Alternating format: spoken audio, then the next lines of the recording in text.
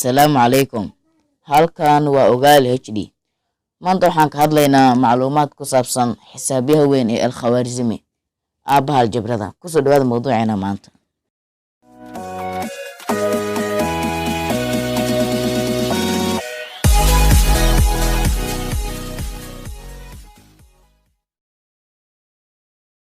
Al-Khawaarizmi magaciisa saddexan waa Maxamed ibn Muusa Al-Khawaarizmi ama Abu Cabdullaahi Maxamed ibn Muusa Al-Khawaarizmi.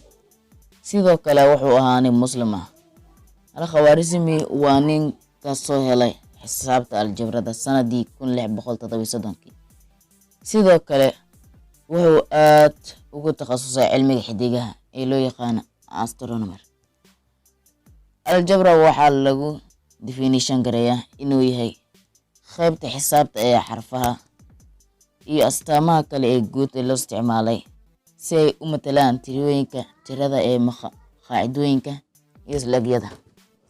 Taariikhdaas aad bay u dheer tahay, balse waxaan isku dayaynaa inaan ka soo qaadano qaybaha ugu muhiimsan. Al-Khawaarizmi wuxuu awooday inuu ku hadlo 2 luqadood oo kala ah Spanish iyo Portuguese. Al-Khawaarizmi wuxuu ka mid ahaa kuwa aadka wax u bartay, sidoo kale wuxuu ka shaqeeyay aqalka xikmadda ee Baghdad. Al-Khawaarizmi waxaa lagu qiyaasaa inuu dhashay taariikhdu markay ahayd 780 miilaadi, wuxuuna ku dhashay dalka Khawaarizm. Wuxuu dhintay 850 miilaadi. Ma hubo taariikhda saxda ah inay midaan tahay, laakiin waxaan idin soo gudbinayaa meesha la isku raacay. Haddaad taqaano magaca hadda loo yaqaano dalkaasi Al-Khawaarizm, fadlan la wadaag qaybta commentiga. Hadduu ku cajab geliyay muuqaalkan, like dheh.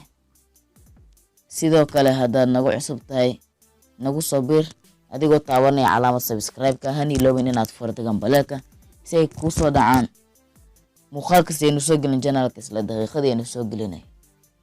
Intaas ayuu ka keenaynaa mawduuceena maanta. Intaynu markale ku kulmayno, waxaan idin leenahay السلام عليكم ورحمة الله وبركاته.